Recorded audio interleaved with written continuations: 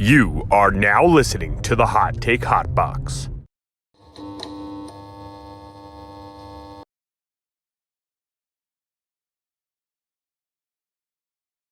Welcome to the Shoulder Strikes MMA Podcast. You are now listening to the Hot Take Hot Box. Welcome to the Shoulder Strikes MMA Podcast. You are now listening to the Hot Take Hot Box. Ladies and gentlemen, welcome to the Shoulder Strikes MMA Podcast. That's right, ladies and gentlemen, not just a UFC podcast. We talk about everything under the sun when it comes to the combat sports and mixed martial arts world. My name is Matt McSweeney. I am joined by Ty Capone. Ty, how are you feeling today on this Friday pre-Abus Magomedov making his main event debut for the UFC? Yeah, here we are on a nice Friday. I don't think we have really much going on this weekend. So this card starts at 4? Yes, 4 o'clock. So I'll miss the prelims, unfortunately-ish, I guess. And Kevin Lee is the prelim headliner, which is I forgot all about Mr. Kevin Lee. We have a lot of it's a weird card, right? It's not like good or bad, I don't think, but it's very the matchups are pretty good, I'll say. I like Gatto Lipsky. I like Bruno Ferreira against this other unknown. I like Kevin Lee in this. Actually, I don't like Kevin Lee's matchup, but we get Brito. That's our boy. Elvis Brenner getting in there. Luana Carolina, big dog potential. Alexander Romanov, is he going to make weight? Is he not? There's a lot of Michael Morales, the undefeated. Is he from Panama? He hasn't fought in like a year. So has he really leveled up his game a lot, or is he kind of still have those question marks that he had last fight against Fugit? I don't know. Grant Dawson. This is a great co-main. Grant Dawson 19-1. Damir Ismagulov 24-2. Love that co-main. And the main event, they have a lot of fights, right? 26-5 for Strickland, 25-4-1 for Abus. Yeah. So there's a lot of good, interesting fights on this, man. Right. Bonfim and Saint Denis. Other than Weston Wilson, I don't think there's really a blowout on paper. Maybe Kuda-Taladze, but Elvis Brenner seems pretty tough. But either way, it should be a pretty decent card. I think there's some spots to make money on, so hopefully we can keep it rolling. And that is why we are here, ladies and gentlemen. We are here to make you and us, especially us, some money.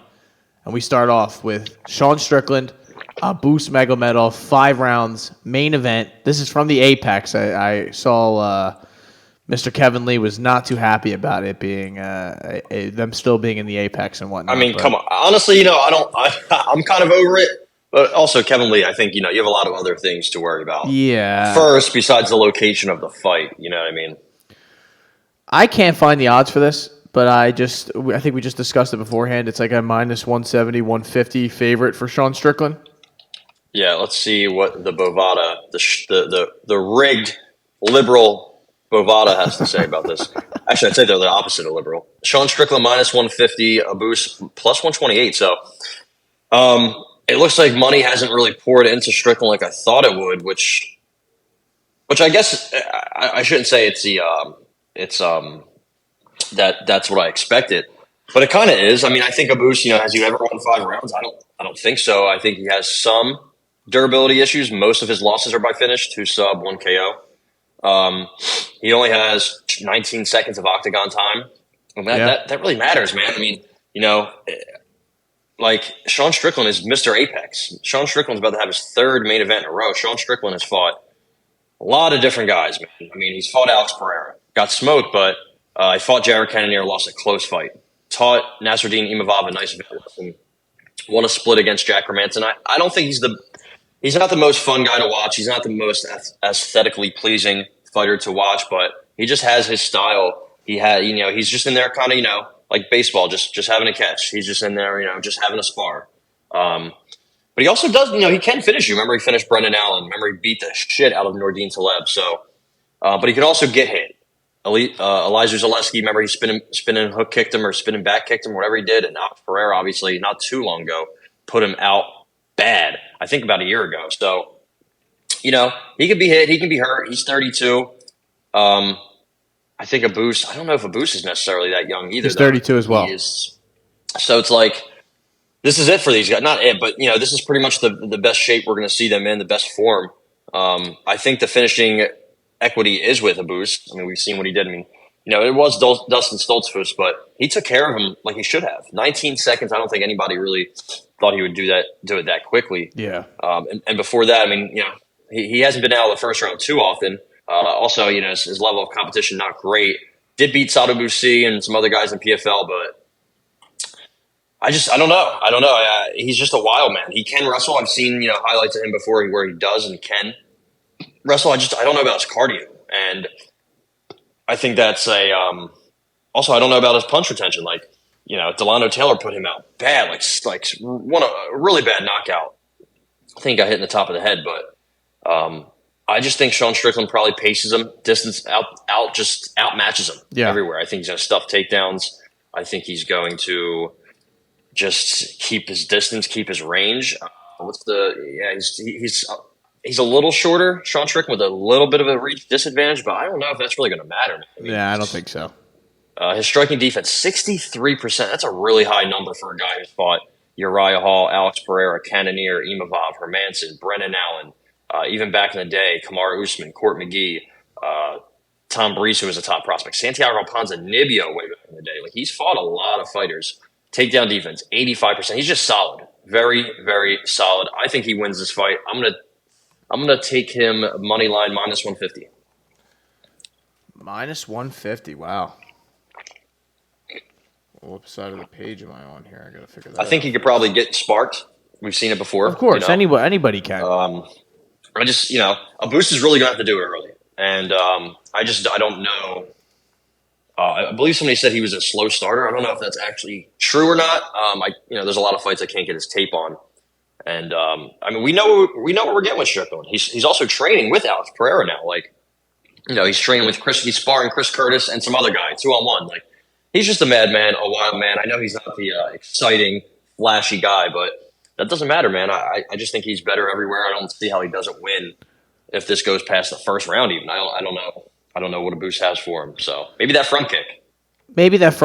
Maybe he just overwhelms him somehow. Or really, the big problem is that we don't know enough about Abus. We haven't seen, like you said, seen him under the bright lights for more than 17 seconds.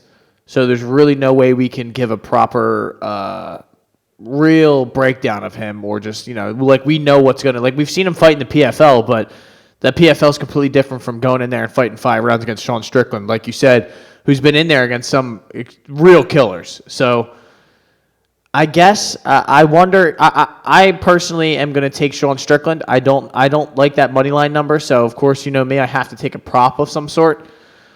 I just don't know which one. I'm leaning points, but I don't trust Abus to not kind of fade towards the end. And the only thing that's helping me out is he's only been knocked out once, and it was that left hook that he got just flatlined by in 33 seconds. And it seems like other than that, he's fought 30 times, and that's the only time that's ever happened. So, and has he? How many has he been in 5-round fights? I would assume so. I really don't think so. Really, but it's kind of hard to tell with some fights because it just says win, lost way back in the day.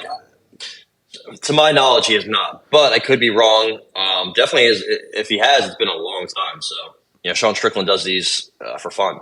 Yeah, and like you said, like these last couple of fights, he's been in the apex, he's been in this environment, he knows exactly what he's walking into. I think Abus did the last time he was out there, he did fight at the apex, if I'm not mistaken. But right, gone to Ivasa in Paris. No, so he was out in front of the people. Oh, wow. So.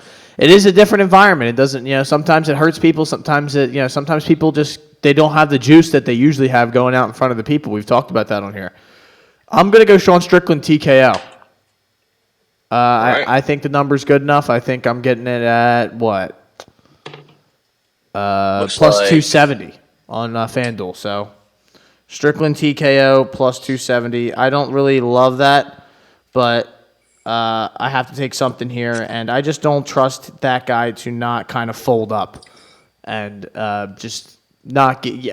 I think honestly, the best thing to do would maybe take one of those double chances and TKO or points. minus 155. So it's the same thing as basically the money line. So I'll just take the TKO and I'll just I'll take it. It is what it is. We got Damir Ismagulov. Is that the next fight, right? Do I have that correct? Yeah.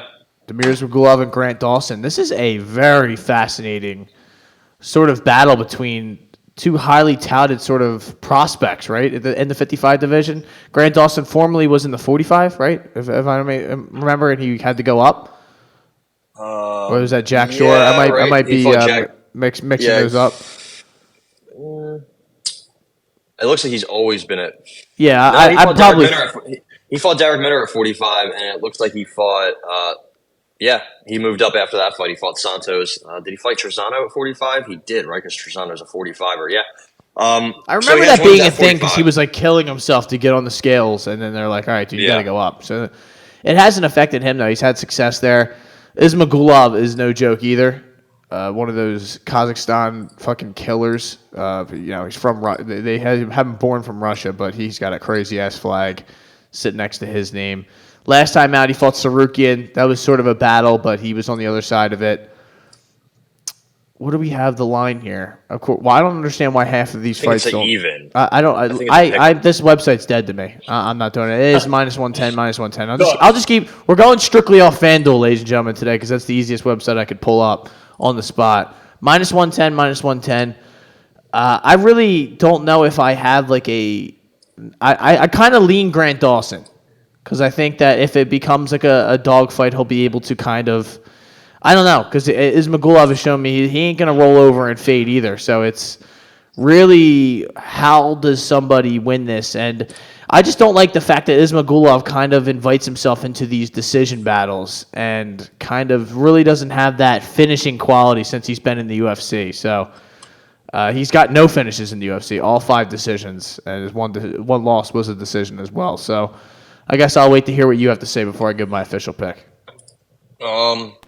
Yeah, this is a really good fight. I think I could have had this wrong, but I thought Ismagulov might have retired for a split little moment. I thought he might have had an injury after the I don't know if it was after the Sarukian fight or not. I could have this wrong. That Kudus-Tladze fight was close.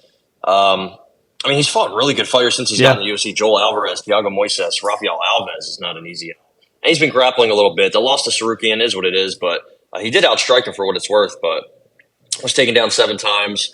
Only taken down once against Guram. Got 2 takedowns against Alves. Got 5 in his UFC debut. I think this is wherever the fight stays is where each guy has his chances of winning. If it stays on the ground, I think this is probably Grant Dawson's fight. If it's on the feet, I think it's easily Damir Ismagulov's fight. It's just who's gonna impose their will. I like Ismagulov's takedown percentage, his defense. I like his defense in general. 62% striking defense, 75% takedown defense. He goes for his own. Not the greatest, but he goes for him. The problem I had, and Grant Dawson's he's got that nasty backpack grappler style to him, right? Goes for his subs, gets subs usually pretty much all the time, right? The problem is when he doesn't get those subs, what happens? He's just a mess on them. He's like a punching bag on the feet, man. He's got heart. He only has 1 loss, but you'd be very surprised, watching him fight. He actually got knocked out a while ago by Hugh Pulley. Hugh Pulley, I believe, it's crazy. Just lost. That is a crazy name. I believe he just lost to the Blue King, Robert Hale. He did. He bounced back with a win though against Colin Luberts.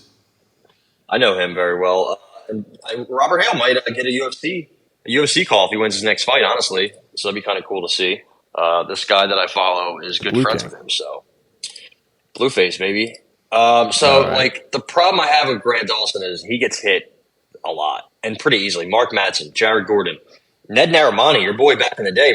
You remember Ned Narimani? He was walking him down. Jared Gordon was walking him down. So I just have a lot of issues with that. I think Damir Ismagulov is very technical. And I think Grant Dawson is not. And I think, Ismagulov is pretty hard to take down and control. Obviously, it has happened to him before, but I favor him. I favor him here. I think he's the better striker. I think he's probably got the better cardio. I think Grant Dawson is just kind of a mess. I know he wins almost every fight, but it is it's a rough watch. If you have money on him, you're clutching onto your seat pretty hard. So that's Dawson's game. Take him down, control him, try to find the back, and get that choke. But I'm going to take Ismagulov money line. I think he's not the younger fighter. I think he's the better fighter. He's fought the better competition. He's had less sketchy moments, and I think he might have a reach advantage.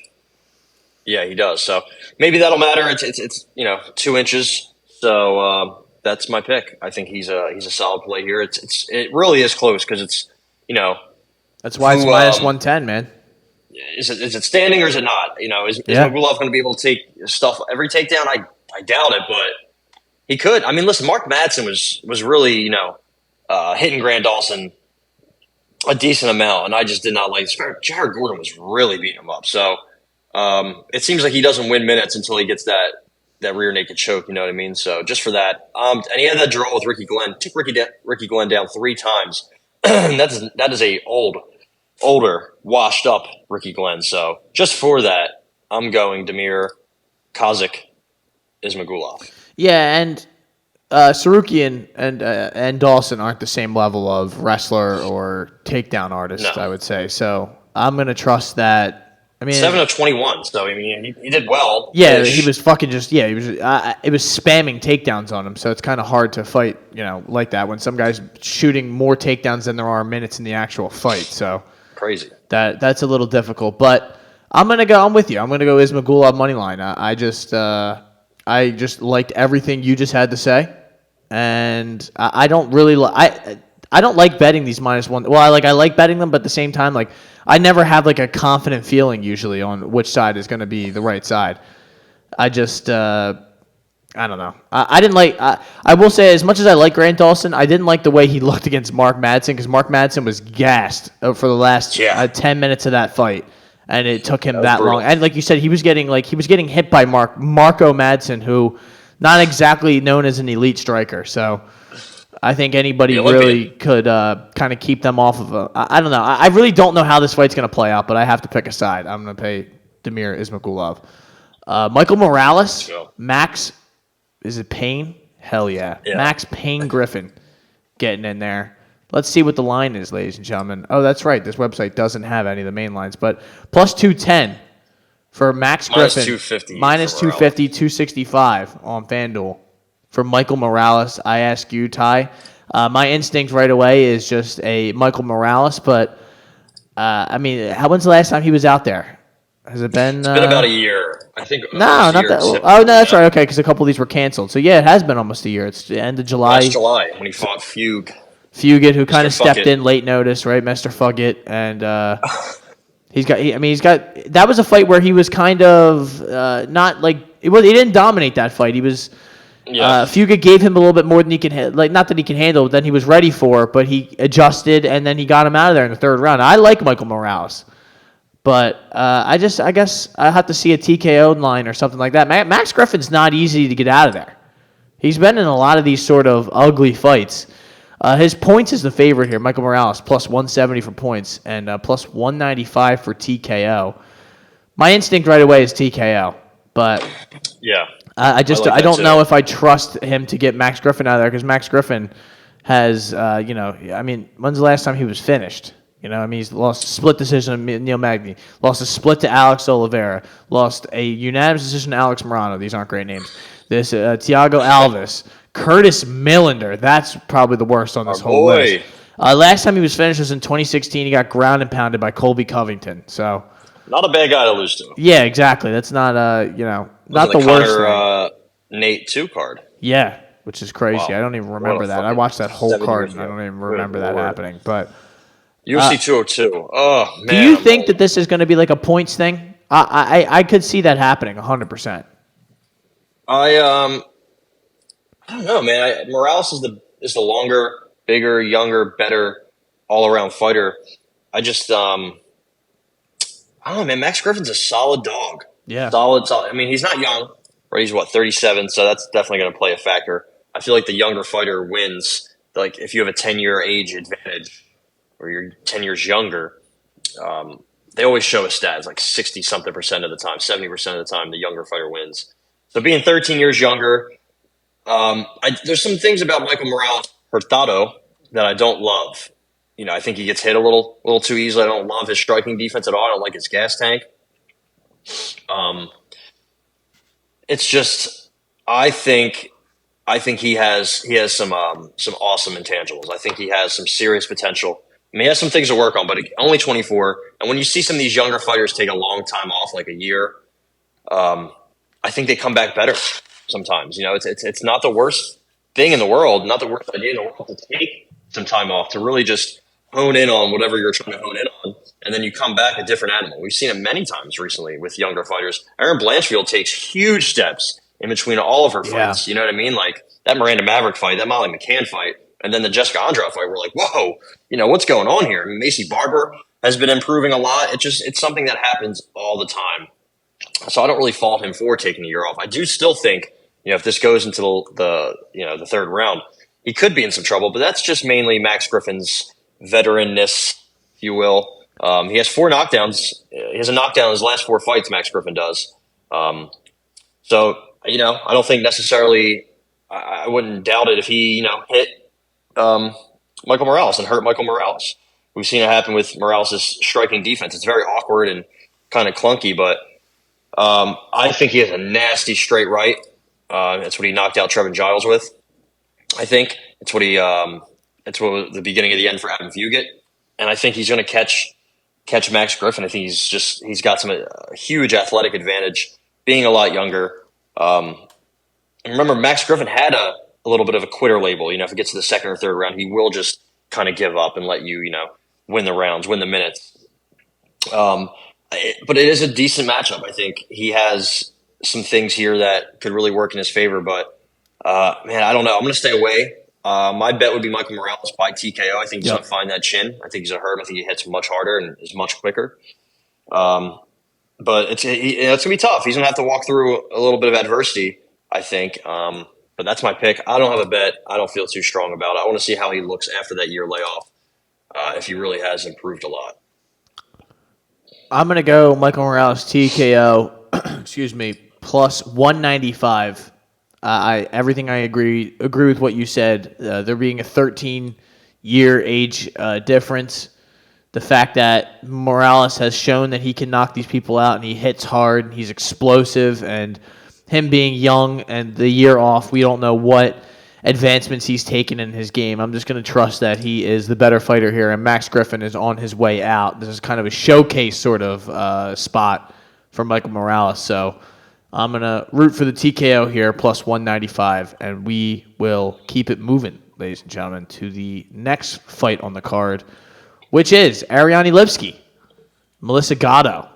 I know you were saying a while ago that Melissa Gatto could be the godmother of your firstborn child. She could be the mother, even. Well, that's also another factor. I don't know what she's got going on, but she is the favorite this weekend at minus 250, 230 over Ariane Lipski, who we have on this podcast faded many a times. The Queen of Fraudulence. Yeah, the Queen of Fraudulence. That's definitely. We watched Priscilla Cachoeira put her in a body bag on a UFC fight night last summer. That was brutal. A big win against Mandy Baum. But other than that, it has been kind of ugly. Antonina Shevchenko ground and pounding you is never a good look. Out of her. And Montana De La Rosa ground and pounding you also not a good look. Do you think Melissa Gatto is rightfully priced here? And do you believe that she will get it done here? Yeah, I think she should be the favorite here. I think she should get it done. What is she like, minus 225? Yeah. Yeah, she's younger. I think she's probably the longer fighter, even though Lipski looks like she's tall, long. Lipski, all she really has is good boxing. I think that's all she has going for her. That's what we saw in the J.J. Aldridge fight. But man, J.J. Aldridge, we've seen many times where she lays an egg and shits the bed. You know what I mean? Like, I don't think just because she went on a run of Courtney Casey, Vanessa Demopoulos, Jillian Robertson, I look at J.J. Aldridge wins. They're all bad. Look at her. Sabina Mazo tripled her up on significant strikes when they fought. That was crazy that night.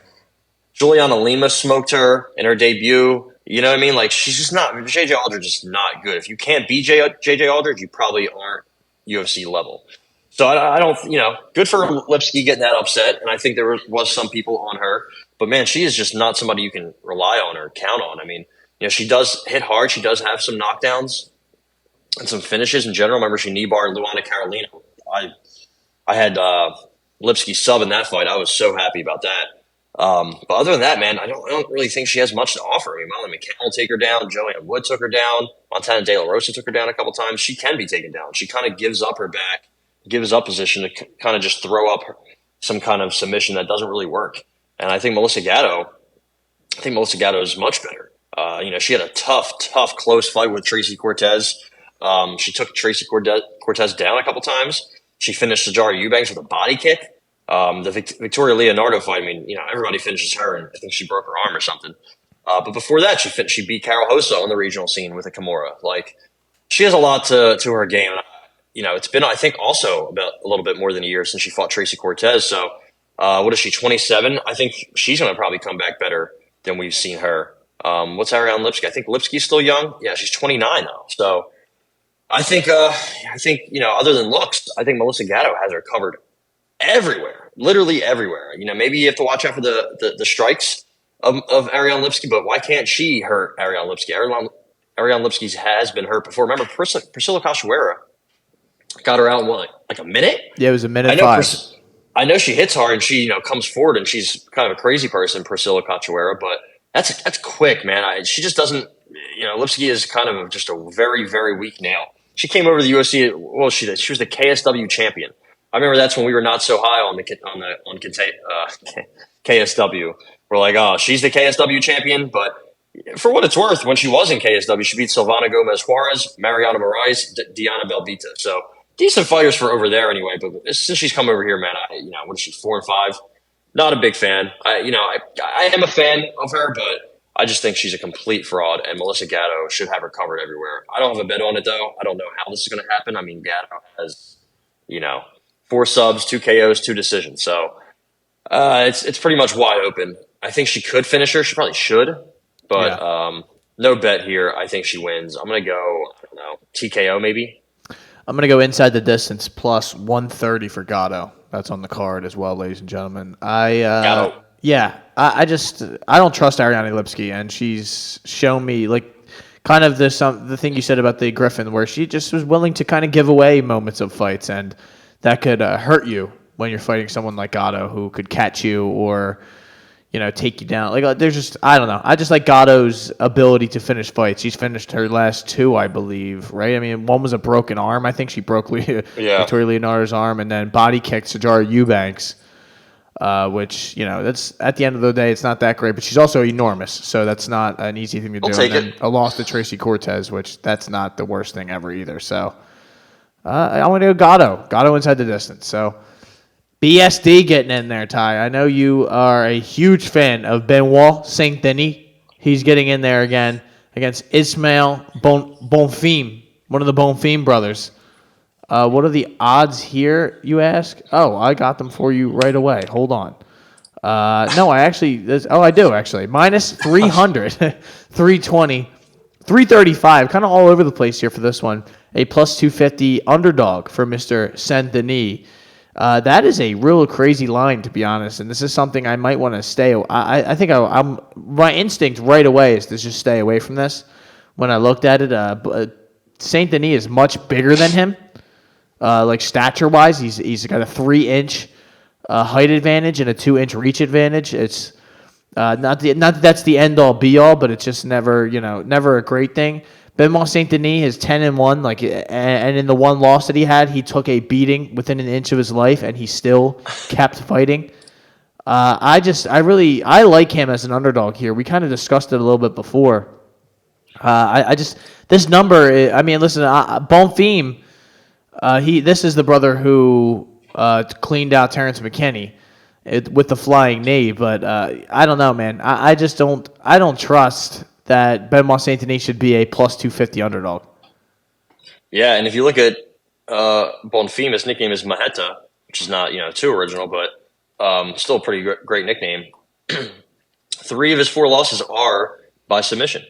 I know he lost to Renato Moicano and Adriano Moraes, so that's two tough fella. Adriano Moraes is a fucking dog. Yeah, those were a while. I mean, more than 10 years ago that happened. Real long time ago. So, Jungle Fight, man. Jungle Fight really makes a man out of a boy.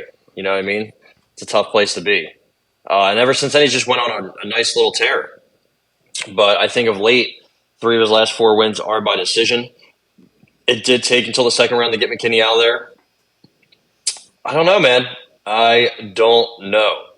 And they're both 27. We haven't seen Zaleski. We haven't seen Saint Denis in about a year, right, to keep with the theme of the night. Younger fighters taking some time off. I don't think that's the worst thing in the world. Last time we saw him, he beat the brakes off of that Gabriel Miranda fella. Yeah, that was brutal. Knocked him down like 4 times. Yeah, I mean, he gets takedowns. He took Zaleski down a couple times. He took Stolte down 3 times. He goes for subs. I don't know if he's the most technical, the smartest necessarily fighter. I mean, he's French national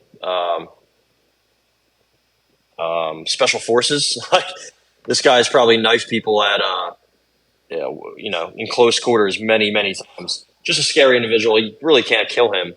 I do like the Bonfim brothers. I think me and you said they're probably better than the Diaz brothers, right? Oh man, the fact that Saint Denis and I are the same age is really terrifying because I have not done any of the things that he has done in his life. Nor do I really want to, but still, man, that's a scary motherfucker. Takedown defense is good. Striking defense, not very good. But I think Saint Denis, I think he's stronger. I think he's bigger. I think he's going to win some scrambles. I don't know if his cardio is really going to hold up. That's the one thing that really holds me back. But, I mean, remember that beating he took against Zaleski? He went the whole 15, right? That has to count for something. And Zaleski's a really good fighter. So I'm going to take a chance. I'm going to take a shot on Benoit Saint Denis money line. I feel like maybe money line isn't the right way to go. Maybe it's sub. But it doesn't matter. I'm going to go with his money line. I think it's a huge line. I'd be curious to take him, put a little bit on him to win by sub if I could find what that would be. Which I can't. I can get that up for you right away, sir. We have a submission here at plus 800. Wow. I mean, I don't hate that at all. I mean, he gets subs, right? For sure. How many wins are 8 of his wins are by sub, and 3 of Bonfim's losses are by sub. You can say, they were a while ago. Sure. I'm sure he has gotten better and shored that part of his game up, but I don't know, man. Plus 800 seems like you're pretty much saying that's a long shot. I get it, but Saint Denis bangs and whatnot, but he also goes for takedowns. So I'm going to take Saint Denis in the ridiculousness of this fight.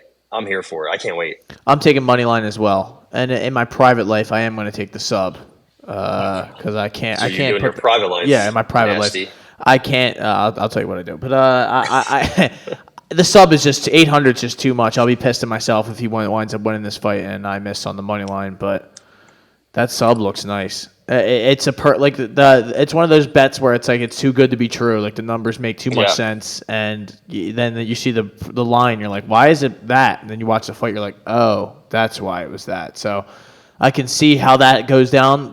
Where it's just these guys are throwing hands, and Denis gets put down, and it's just a sort of just a war. But I could definitely see this later. The thing is, that scares me about the submission bet is that it's probably going to be a later end of the fight submission where it's the third round and Bonfim's taking some shots and he's tired, and then Denis just kind of pushes that extra pace on him at the end and subs him, where kind of Denis been controlling it with the grappling. That's the really only way I see a submission going down, or if he hurts him or something. But yeah, money line's enough for me. I'll have fun. I think maybe he can win a decision if he just gets a takedown and kind of just lays on him. Yeah.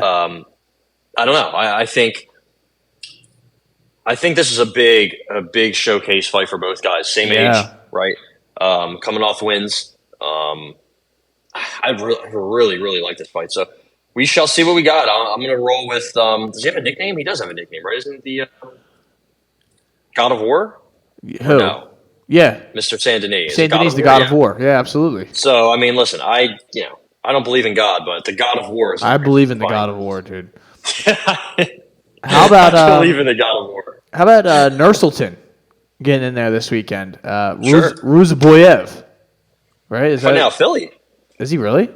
Daniel Gracie. Holy shit, that changes my bet a little bit. But he's fighting Bruno Ferreira. Bruno Ferreira, the Hulk, who I told all of you people was going to beat RoboCop the last time he got in there. That was one of my best bets of the year. I don't even know if I took it. I just probably pussied out and told you guys all he was gonna win because I just from what I've seen on this guy's Tapology page, it's just all finishes, man. This guy just finishes people, and that is the kind of guy you always want to bet. Now, when you're fighting a guy his name is Nurselton, that changes the thing a little bit. Okay, his nickname is just Black, so I don't know what is going on with that, to be honest. But his foundation is kickboxing and wrestling. Sounds pretty good to me. He's 29 years old, like you said, fighting out of Renzo Gracie. His last fight was in WEF Global 17. That fight went down in St. Petersburg, Russia. Shout out to St. Pete. Yeah, it's not the same, but it was against a guy who was 12-12.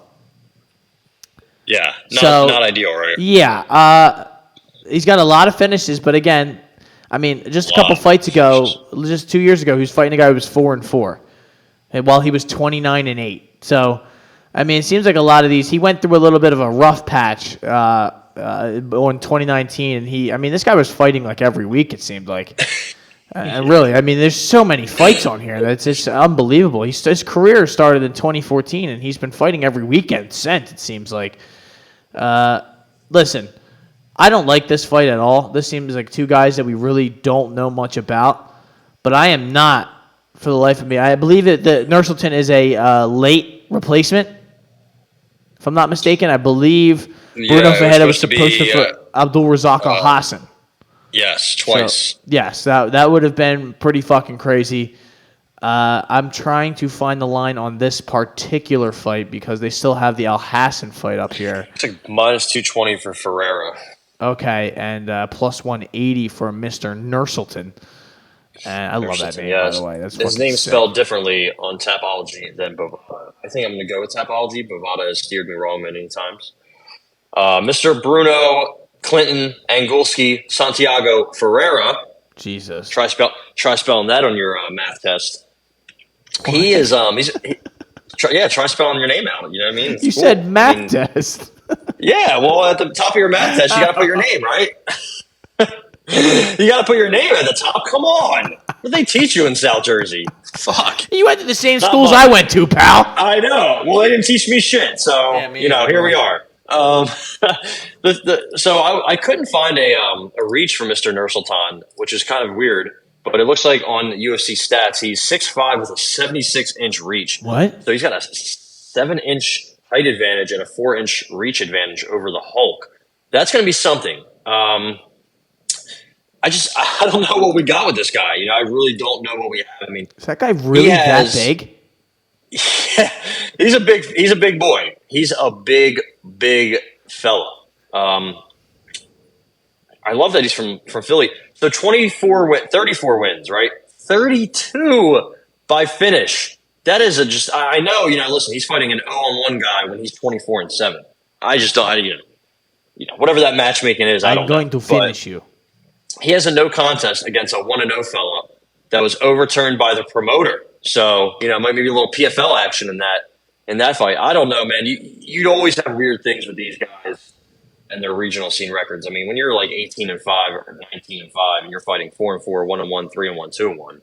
I mean, let's be honest. The Kazakhstan regional scene probably isn't that great. Plus, he also hasn't left the first round in a lot of these fights. He's also had like 4 fights overturned by the promoter. So I don't know what's going on with Mr. Nurselton.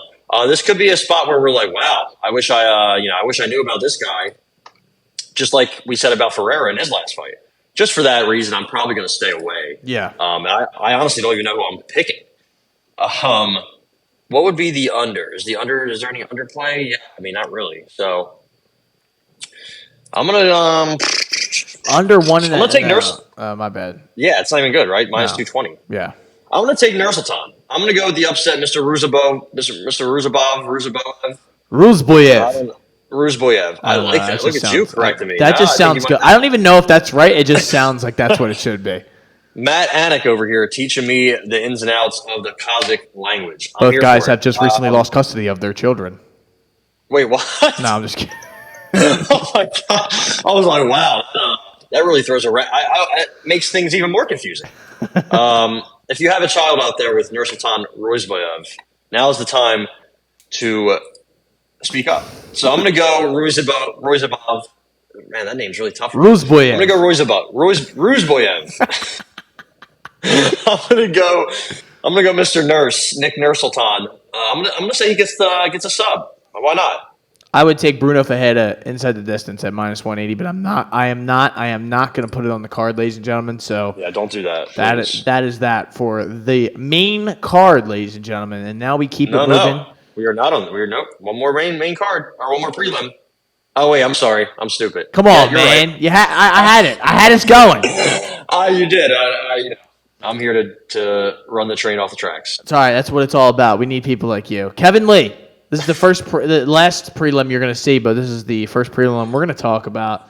Kevin Lee, Renat Fakhretdinov, who, I just hit the shit out of my hand. I don't know if you people heard that. That fucking hurt. We're doing great. The Gladiator. Oh my God, I just cut the shit out of it. When's the last time he was in there? Brian Battle. That's right. That was ugly. That was a decimation. Listen, Brian Battle made him look bad, but I think anybody would look bad with that sort of game plan that Fakhretdinov unleashed that night. I don't really know what Kevin... last time we've seen Kevin Lee in the UFC was the Charles Oliveira fight. Is that right? D-Rod. No, D-Rod. That's right. He looked terrible. He looked horrible against D-Rod. And then he fought Diego Sanchez in Eagle FC. And he did. That's when he blew his knee out again, right? He hasn't fought in 16 months. Blew his knee out against Diego and honestly didn't look good. Also, before that, he was in a grappling match with Chris Lencioni, who hopefully is recovering very well. Yeah, did you see that's crazy. I don't know if you saw his foundation style is the shakes that'll make you quake. Chris Lencioni on Tapology. I don't know what that is. Yeah. Tapology can be very odd sometimes. But he was supposed to have a fight with James Gallagher coming up soon, and now he's he looks like he was in a coma. He just, he just started to move muscles in his face and smile. Very fucking terrifying. He's 28 years old. Yeah, man. And if you guys would be implored to donate to the GoFundMe, it is somewhere on Twitter. He doesn't even have that much money donated to him yet, which is very sad. So hopefully the fight game steps up for him. That was a very sad thing to see. But back to Kevin Lee, I just don't trust him. No, it's something we've seen with him his whole career. Right, he started out very hot. Then he got smoked by Leonardo Santos. Yep. And we're like, all right. I'm not sure what's going on here. Then he wins some good fights. Trinaldo, Chiesa, Mustafayev, Jake Matthews, finishes them all. Yep. Then he gets smoked by Tony Ferguson. He gets triangled anyway, and we're like, all right, that's fine. Beats Barbosa. In a title fight. Interim. Forgot about that. Forgot that was a title fight. Comes back, wins a doctor stoppage. 5th round against Barbosa. Just back and forth. Loses to Iaquinta again. Loses to RDA. Beat one of I think it was the knockout of the year of 2019. Knocks out Gregor Gillespie. Crazy. Pretty much sent him to an early grave, an early retirement. Hasn't fought since. That's fucking nuts. And then he, loses to Oliveira, and that's fine. But then he takes it's always about taking time off. He took about almost a year and a half off. Fights D-Rod, looks terrible. Takes some more time off. Fights Diego Sanchez in Eagle FC, kind of a gimmick. Wins, but doesn't look that great. No. I think he's a bit of a quitter. I think he's a bit of a fraud. I think he has a big gas tank issue. He's been subbed 3 times. He has a bunch of subs, but he also gets subbed. What that tells me is that somebody who just doesn't have good cardio. Apparently, he didn't need surgery for his knee that he fucked up. It was just the first kick he threw against Diego, I believe. Trains at Killcliff now. He's also a converted Muslim. So 2023 is the year of him being a Muslim. Assalamu alaikum. The thing, there you go. I think he has some good parts to his game. All right, it's never been about skill necessarily with him. It's really in between the ears, the mental game of him. And Renat's striking defense is not great. Renat is not great striking defense, but he is naturally bigger. This is at 170. Kevin Lee's been a 155er most of his life. think all his life, right? And I just think that's really all he needs. I mean, he has some pretty decent experience. He got Eric Spicely out of there in 1 minute on the regional scene. He had a nice decision win over Michaelitis, and then he had a just dominant performance over Brian Battle. So I just think he has what it takes to really, control Kevin Lee and just out physical, out grapple him, and maybe strike him too. I think it's something he has to worry about. But as this fight goes later and later, I think Kevin Lee's cooked, man. I think Renat Fakhretdinov is going to finish him inside the distance. You gonna take that? And that is my plus 185. I like that. I'm gonna take that. I got plus 200 here on FanDuel for you, so turn it up. Plus 200. I'll take that. You think? That's what I'm struggling between is inside the distance and the points bet because I think Fakhretdinov wins. I think he dominates him. I just don't know if he's going to be able. I mean, you not being able to get Brian Battle out of there was a little concerning, but Brian Battle didn't quit, right? Like he kept. I mean, although he was getting taken down and dominated, he took a beating. He never really got knocked down. Yeah, he never really gave up, right? 14. So a 3-round fight is how many minutes? 15 minutes. Yep. Renat Fakhretdinov had 14 minutes and 11 seconds of control time. That's fucking nuts. Significant strikes 43-3. I mean, how can you get anything off in 39 seconds? 39 seconds? Is that the right math? I'm not sure, man. And Brian Battle's, not the best, but he's pretty tough. So, and Michaelitis is somebody that, Fakhretdinov pretty much beat him at his own game. He controlled him for 13 of the 15 minutes. Gladiator versus Spartan in that matchup. Yeah, I just think, Kevin Lee moving up, and at this point of his career, what is he? 30, right? It seems like he's been young forever. He's actually younger than Fakhretdinov. I think this is a good spot for Renat to get a finish. Would be his first UFC finish, and I think he's going to get it done. It's going to look maybe not easy in the first round. But I think second, third round, he's going to take over. This would be a big spot for Kevin Lee. I mean, this could be, maybe not the biggest win of his career, but given the circumstances, honestly.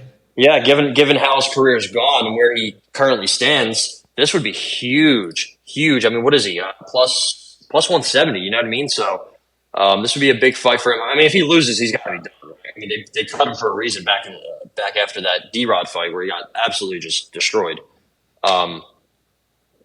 So, I think I got Renat inside the distance. I don't know if he gets I think he might get a ground and pound. I think it might be a little tough to really choke him out. Maybe he gives up his back after a full mount. I'm not sure. This is going to be a very interesting fight to watch. I can't wait. So there you go. There you go, ladies and gentlemen. I am Fakhretdinov inside the distance as well. I never trusted Kevin Lee, and I can't get that taste out of my mouth from watching that Eagle FC Diego Sanchez fight. Terrible. If you can't get him out of there, then what is a guy like Fakhretdinov going to do to you? I know, like we've talked about before, MMA math does not always work, but I got to go off something, ladies and gentlemen. And especially coming off a ACL surgery or a torn ACL and moving up. There's just a lot of things going against him, Yeah, and Fakhretdinov is a fucking monster, man. He's a fucking monster. Yeah, he is a fucking monster. So it's going to be a fucking huge fight here this weekend, but. We keep it moving. We got to roll through these prelims, ladies and gentlemen. We got Joe Anderson Brito and Weston Wilson. Really not much to talk about here. Weston Wilson is a plus 800 underdog to a minus 1,400 favorite for Joe Anderson Brito.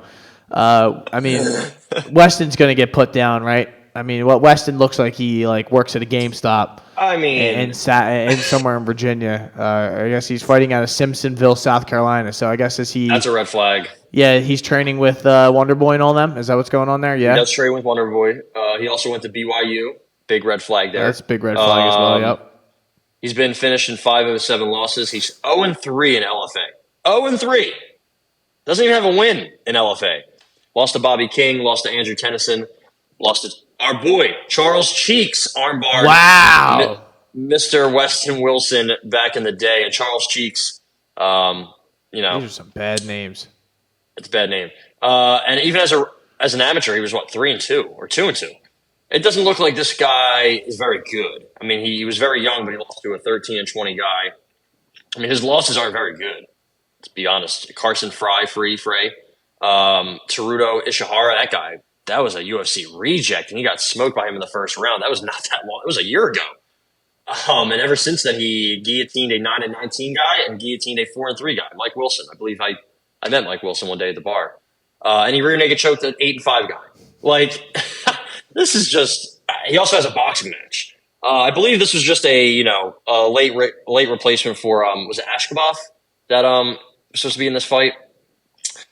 Joe Anderson Brito. I mean, we know what's going on with Tubarão.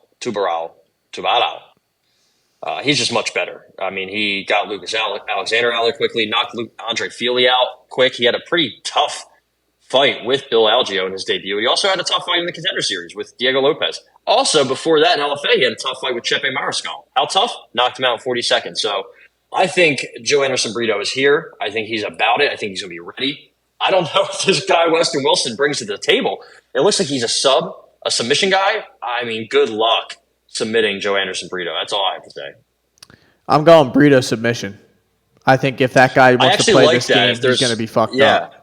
Yeah, if there's something to go for in this fight, it would probably be that, right? I mean, plus 200. Wow. He's minus 115 TKO, so they think he's minus 500 to finish the fight. So the bet is basically between those two options, TKO and he has submission. more subs. He has more subs than TKO. So I mean, I don't think you're like hoping that Roxanne Modafferi gets a knockout or something like that. I think you're on to something. Plus 200. That could be some nice value. I could bet that in my personal life. In his personal life, in his private life, but he's not going to do it in his public life, which I respect that. We have to respect that, ladies and gentlemen. So, Yana Santos, Carol Hossa. This is a 145 battle. So these two women battling. The division's not dead. This division's not dead. This could actually, if we're really thinking about it, this is a title fight. Really, I mean, this is a title fight. This is a title fight if this is WWE, they'd be fighting for the vacant title right now, in the middle of the card. But Yana Santos, coming off of a loss to Holly Holm, which was the easiest fate of all time. Which I believe she was coming off the baby, which is always when women get pregnant and they fight. I can't imagine it's easy to train for a fight after you just had a child. So that's always a ultimate fade. Unfortunately, that's just the nature of the game. Carol Hossa is coming off of a loss to Norma Dumont. And before that, she won a majority decision against Lena Landsberg. This is a disgusting fight to try and handicap or bet. By Lena Landsberg, that fight. I like Yana Santos here, dude. And I'm not probably going to bet anything, but she's the underdog. She's plus 140. This is one of those fights where I'm just going to bet whoever the underdog is. Yeah, this is dog or pass for sure. I think. Hossa, all of her fights in the UFC have gone to decision. She has a majority. She has a split. She got out-wrestled by Sarah McMahon, but then she out-wrestled Jocelyn Edwards, Vanessa Mello. She had a stand-up war with Lara Procopio back in the day. Oh, my God. Yeah, her volume has pretty much just gone down. Carol Hossa has. I had money on her in her last fight against Norma, and that was just a pathetic performance. I mean, Rosa stepping in for Macy Chasson. Yana's not great at stopping takedowns. That's my only edge in this fight. She's less than a 50% takedown defense. In her last fight, Holly Holm, 4 takedowns. Almost 10 minutes of control. When she fought Ketlin Vieira, I think she won that fight. But she got taken down 3 times, controlled for about 8 minutes. She had some control of her own. I think she's pretty tough in the clinch. When she fought Aspen Ladd, she got taken down a couple times. She also took Lena Landsberg. She had a better win against Lena Landsberg than Carol Hossa, but context definitely matters here. I don't know, man. I think both fighters are kind of, they're not like super old. I think Carol Hossa's 28, which is fucking crazy. And Yana is 33. So I just think they're both in a really shitty stage of their career. I think they're pretty much done. 2 of her last 3, she has lost to Carol Hossa, and 2 in a row for Yana Santos since having a baby. I think, I think it's dog or pass here, but I'm good. I'm probably going to, my prediction is probably going to be Carol Hossa by decision. I wonder what that would be. The number on here, I can get that for you right away, sir. It's a plus 115. Yeah. But by split, Carol Hossa by split or majority plus 650. Yana by split or majority plus 900. I'm just saying. Technically, a draw plus 8,000 up from the plus 6,600. Wow. There's too much money in the pot now. I don't know. I think this is going to be a close and kind of just terrible fight. Like if you could give me odds on this fight being objectively bad, I would hammer it. Minus 200 that the fight sucks. Yeah. If minus there was 350 people to judge the fight if it's trash, I would fucking fire that. Will we hear boos at any point? Actually, we're at the Apex, so maybe not. If we were in Jacksonville, will Mark Zuckerberg hop into the cage? Plus 9,000. Will Elon Musk show his face and his body of milk? That shit is a joke, by the way. Bag of milk. That shit just pisses me off, man. It's just like, do you remember when Joe Rogan literally almost fought Wesley Snipes? Yeah, I do. Wesley Snipes was about to go to jail, and he's like, fuck, how can I make some money before I go to jail? Fuck it, I'll fight Joe Rogan. I'll fight Joe Rogan. And Joe Rogan's like, yeah, I'll do it. And I'm like, wait, what? Like, this is so crazy. And it actually almost happened. Joe Rogan couldn't wait to beat Wesley, the shit out of him. Wesley Snipes had to go to jail, unfortunately. Yeah, unfortunately. Blade. Floyd Mayweather, he could put his jail sentence off. Wesley Snipes could not. But back to the fights. Yeah, I don't have anything on this. It's just going to be bad. So, I'm staying away as well. No, you're not putting the in my private life. I Santos? will be betting Giannis Santos. But I thought you told your mom before the podcast started. I thought you told your sweet mother that she needs to put her 401k on Giannis Santos. I tried to talk her into it, but she said, "Wasn't her name Kunitskaya?" I said, "No, she's married now, and her husband just got popped for steroids." So it's like you don't. It was a really confusing conversation. I couldn't get her on my side though. She probably was not happy with that conversation. The Kunitskaya Santos family is. They're going through a lot, but I hope they have a good marriage and a beautiful kid because I think they're both good-looking humans. So I think they're probably going to produce an absolute Russian-Brazilian monster that we're going to see in 15, 20 years. And that baby's name was Bruno Ferreira. No. How about Guram Kutaladze getting back in there against Elvis Brenner? Elvis Brenner, they're really throwing this poor guy to the wolves. The first fight against Tukagov, not exactly It was a confusing fight. I didn't think it was a robbery or anything by any means. But Elvis Brenner is a submission specialist. He's got 11 of his 14 wins are by submission.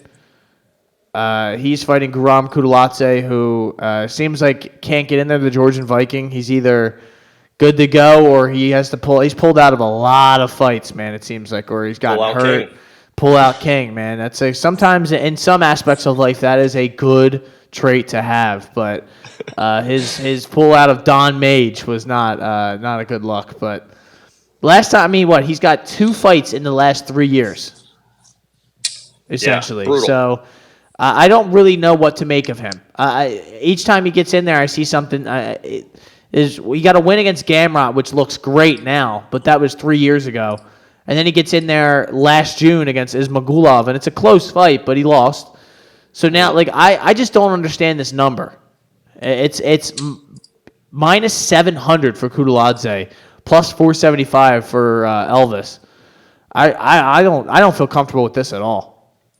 Yeah, all three of their combined UFC fights have gone to split decision. I think that's something to watch.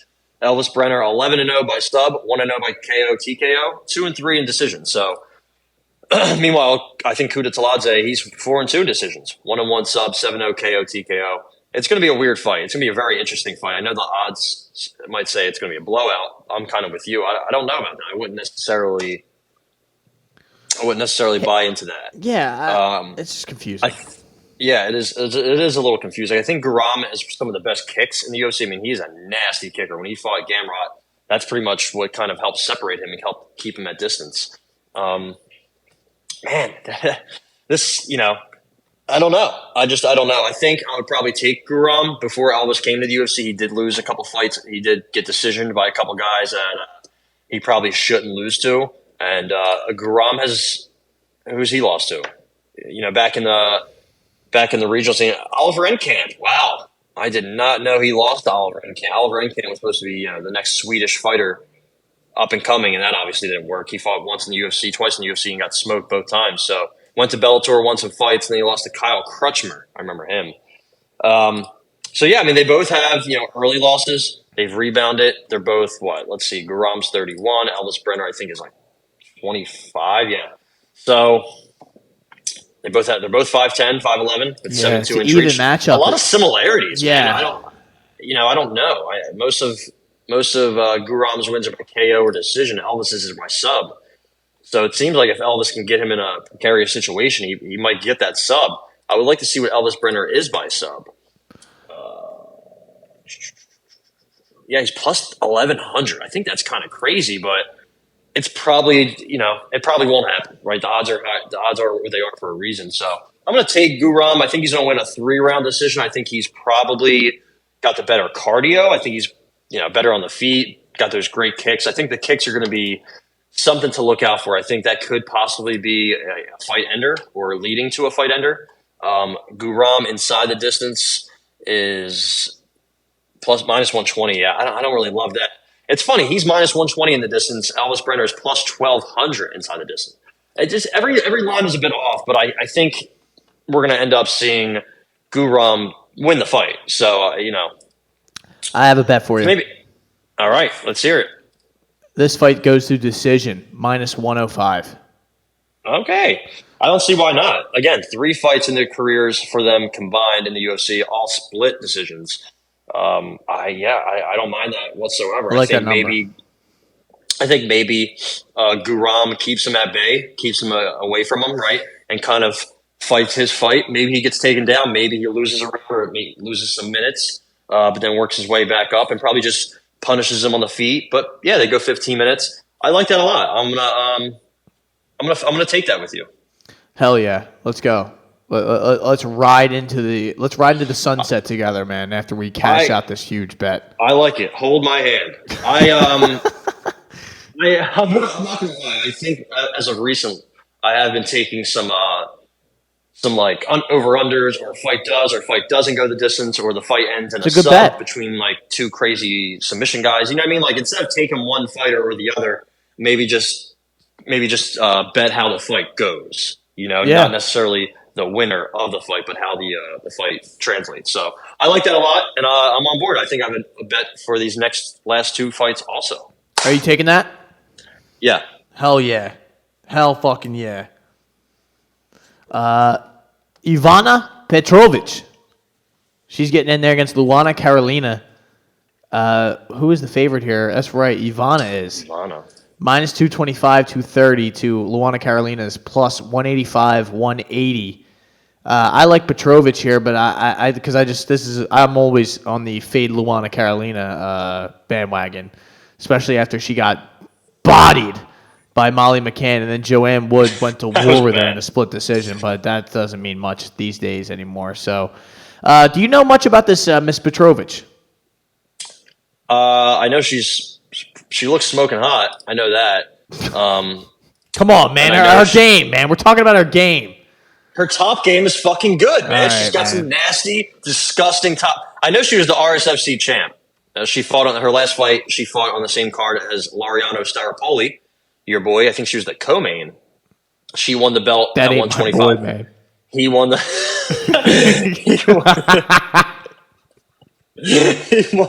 He won the belt at 170. So they both won belts in the same night. I do like AFC, RSFC. It's where a lot of French fighters come from. The problem is, we just haven't seen her, right? We just know nothing about her at all. She has one amateur loss to Charlie Crochet, whoever that may be. She's 0-1 as a pro. So, she has some amateur decisions. Her wins as a pro, 3 KOs, 2 subs, and a decision. It looks like she is a grappler. It looks like she is a sub fighter. She's fighting out of Norway. It's interesting. I love me a Norwegian fighter. She looks like she might be Croatian. Is that what that flag is? I think so. I'm not sure though. Mirko Krokop would be proud. She's pretty big. She's 5'8", 70-inch reach.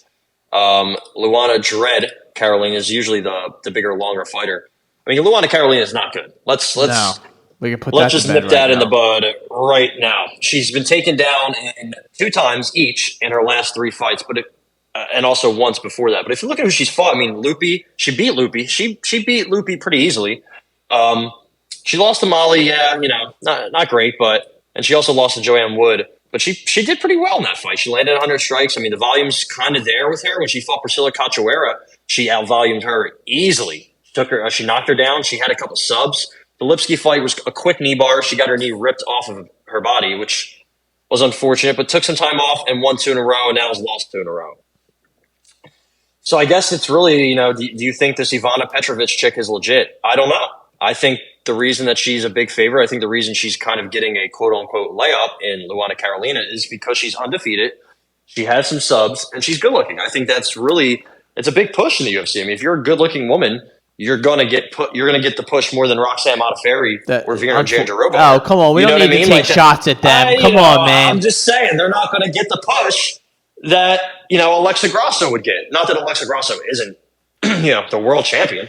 But look at Macy Roxy Barber. did not need it. The Rainbow Fighter or whatever the fuck her name is. The Rainbow Princess Warrior Fighter thing. Come on. Listen, I'm just saying, being a good looking fighter is, especially as a woman, is really, I don't want to say half the battle, but it really matters. You have an O next to your name. You look good. You have a lot of followers on Instagram. The MMA perv community, myself included, will flock to you. Come on. You know what I mean? It's just how it is. So I don't really doubt that her game's like bad or that it's good. She has some really good size that I think, and she's also super young. Like, is there any upside for Luana Carolina? I really don't think so, but I haven't seen it. So for that reason, I'm taking Luana Carolina moneyline plus 180. Give me that in an upset pick. She fights close a lot. Wait, what? Yeah. Come on. She's in close you fights. took a fucking left turn there, man. I mean, I wasn't expecting that. Am I putting this on the card? Yeah, I'm going to take Luana Carolina moneyline. I think she's... you have to imagine she's the better striker. She has a 75% takedown defense. I think that's, good for something. When she fought a dominant wrestler in Lupe Godinez, she stuffed most of the takedowns, and she won the fight easily. She is small. And Ivana Petrovic is very big, but Ivana Petrovic is 6-0. Like, she only has 6 fights, and they're mostly all in Aries FC against these bums. Bums, man. I don't know, man. I just don't. I think Luana Carolina, despite her being not good, I think she has some underdog potential. It's probably not a great bet. It's not a strong bet. I'm going to take her by money line. I'm going to take her money line. I think this chick might be in for it. I don't know. This is a very blind pick. Take a shot down the field, brother. Take a shot down the field. I'm scrambling to my right. I'm looking to my left. I'm about to go out of bounds. I'm firing this bitch up. I'm going Petrovic inside the distance plus 200. I think she's going to smoke this girl. I think Luana Carolina hasn't been finished. She has been finished. Luana Carolina hasn't been finished by a chick from Croatia. So I think that is a good stat right there. So that at least we have that going for us. But yeah, listen, if I was letting you people know out there, you probably shouldn't bet this one. You should not bet this fight. Yeah, you should not bet this all. one, but we are degenerates, and we love the action, responsibly, of course. So the top control, the top game. We love top game, nasty top game. So Alexander Romanov, who reports are he's hefty now. He is no longer that slimmed polar bear that he used to be. He's now put on that winter blubber, and he is now 16-2. He used to be undefeated. I mean, this guy was the toast of the town now, and he's just he got dominated by Volkov. He looked like a bum against Volkov, if we're being 100% honest. What? I bet him against Volkov. Oh, yeah, we both did. I thought you said I met him. I'm like, what? I'm like, when did you meet fucking Romanov? Like, it's just like a wild-ass dude to meet. I just walked in the gym and see Romanov there stuffing his face. How about Bagloy Ivanov, though? 19-5. He still got that stab wound in the middle of his chest. Not going away. That's pretty crazy. These guys both have recent losses to Marcin Tybura. Listen, I don't like either one of these guys. 100% don't like either one of these guys. But I got to wonder why Romanov is the underdog here. Or no, I'm sorry. No, he's not. He's not. Well, that's probably why I'm not wondering that. But I guess I'm wondering why the number's so close. I think this is probably a bounce back spot for Romanov, right? I mean, I think Volkov and Tybura, especially if you're not coming in shape against Tybura. I think he looked good against Tybura in the first round too. But I think this is probably a bounce back spot. He's younger by like 4 years. He's bigger. I think he's like 6'2", 6'3", but I don't know, man. Blago, even all his fights are decisions, right? Just an odd. I mean, he took down Derek Lewis a couple times, but lost a split. Took down Tai Tuivasa, won that fight. won kind of a striking match with Ben Rothwell. In his debut, he got smoked by Junior Dos Santos. So I really don't know what to make of him. There's pretty much only one reason I'm taking Blagojevic, and that's because Alexander Romanov came on the scales at 264. If he was at 250, 253, or 240, he was 239, I believe, in his fight against Chase Sherman. And I think he came in against Tybura at like 260. And I was like, wait a minute, that doesn't look good. And then he came against Volkov, 260. I think first round, Romanov has a pretty good chance of getting him out of there. I think he's bigger. He's probably stronger than Blagojevic. Probably more technical, but he's not a technical fighter himself. I mean, he's pretty much like, I want to pick you up, slam you, and then ground and pound or choke you out. But he can get bucked off the top. He can be reversed. He can be also hit. But the main thing with him is if you get him into the deep rounds, I think that'd be the deep waters. It can be the second round. If you get out of the first round, if you get out of the first 4 minutes of that first round, you have him right where you want him. And I think Blagojevic has had pretty good cardio over his career. I know he's older, but I just think he's kind of a grinder, a tough vet who really kind of makes the fight boring and ugly. But he hasn't had a finish or gotten finished in a while. Last time was when he was in World Series of Fighting against Sean Jordan. Shout out to the LSU Tigers. But I don't know. This is a gross fight. But like I said, Romanov probably just not prepared. I mean, he used to be a sumo. He has a sumo background, and he just looks like a sumo wrestler lately with how he's stepping on the scale. Man. So give me Blagojevic plus 110. I wouldn't be surprised if this line flipped a little, but I'm sure people are hesitant to put their money on Blagojevic, but not me. I'm sitting this one out. I want to bet Romanov so bad, but I don't. Everything you just labeled, I don't trust him. I'd like to bet an inside the distance at plus 140, and maybe like a first round, maybe just him to win the first round, plus 360, 370 is what it's at right now, if that's what you want, or maybe I don't know. Maybe him to win in one of the first 2 rounds. You usually can get something like that on FanDuel. Yeah. If you look at his UFC prop, some sort of his UFC finishes, he has what? Choke, ground and pound, Americana, Mr. Romanov. So first round TKO plus 1,200. First round sub plus 475. I think that if you want to bet Romanov, that's what you do. I don't think he does. I don't think he's live at all in the second or third round. Will the fight go the distance? Yes, plus 120. That could be interesting. That could be all of Ivanov's UFC fights go the distance. Does that mean that this one's going to? I think if there was one to not go, it would be this one. I think he can finish Alexander Romanov. If Romanov will just quit, man. In that Volkov fight, he really just quit. I know he was getting hammered and stuff, but he was just turtling up and was like, "I'm not doing this anymore. I'm done. I'm fucking out of here, man. I'm out of here." I just got an alert on my phone. A new shipment of Twinkies came in my house. I got to get the fuck out of here. Oh, come on, you know what I mean? I got a steak lobster Obviously, Twinkie dinner. If you have that much blubber, it's that's a situation. Right? I don't know. It happened so quickly because we were like, "Oh man, he's this is." Not Sergey Pavlovich body type-esque, but this is a big boy. But he's not that big. He's not fat. But then he comes in looking fat, and you're like, is his mind into it? Is his heart into it? Is he really committed anymore? Because that's a drastic difference, man. And obviously, it really dictates if he wins or loses fights. You know what I mean? So yeah. I got Ivanov. It's going to be a very gross affair. I got you Ivanov money line plus 110. I am going to sit this out. You have 7 plays. I have 9 plays. Ladies and gentlemen, we are locked in for UFC Vegas 76 from the Apex tomorrow afternoon. Hopefully you guys enjoyed the podcast, enjoyed the show.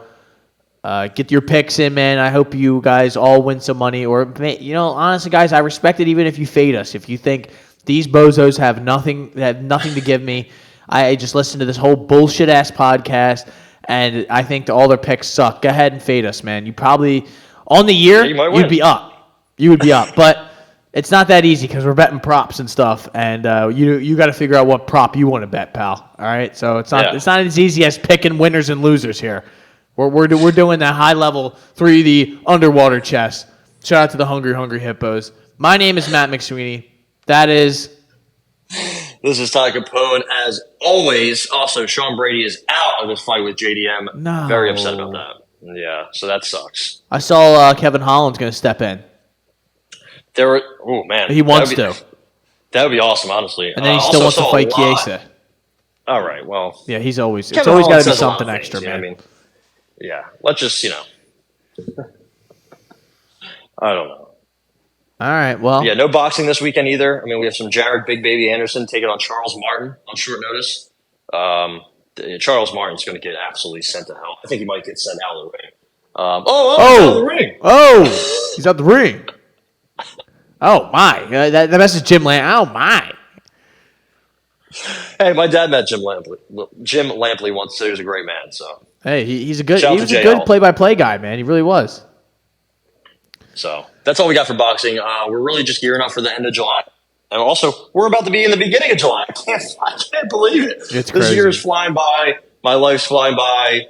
What is life? We got a pay-per-view card next week, too, which is kind of sneaking up on us. We'll have a whole breakdown of that, That'd be really good, man. I can't wait for that. We're going to talk about with this card from this week. We're going to have another show, and the show keeps rolling, ladies and gentlemen. Shoulder Strikes. We have some sports to talk about. I know I've kind of dropped the ball on that recently, but we will get back into it. Oh, yeah. Next week. We have some James Harden news to talk about. Trader. We have some NHL draft. How about the Flyers? Flyers and Blackhawks taking some swings for the fences, man. Both of them have great drafts, great first rounds. Football, baby. We're almost there. Maybe not almost, but we're getting there. Yeah. Football's almost back. I can't wait. I'm trying to book this Chiefs-Eagles trip for the end of November. It's going to be very expensive, but I will be there. I was there when they beat us in the Super Bowl. I am back for blood, motherfucker. So there you go, ladies and gentlemen. Shoulder Strikes MMA Podcast brought to you by the Hot Take Hot Box. We will be back next week. Enjoy your weekend, ladies and gentlemen, and happy 4th of July. Drink responsibly. You are now listening to the Hot Take Hot Box.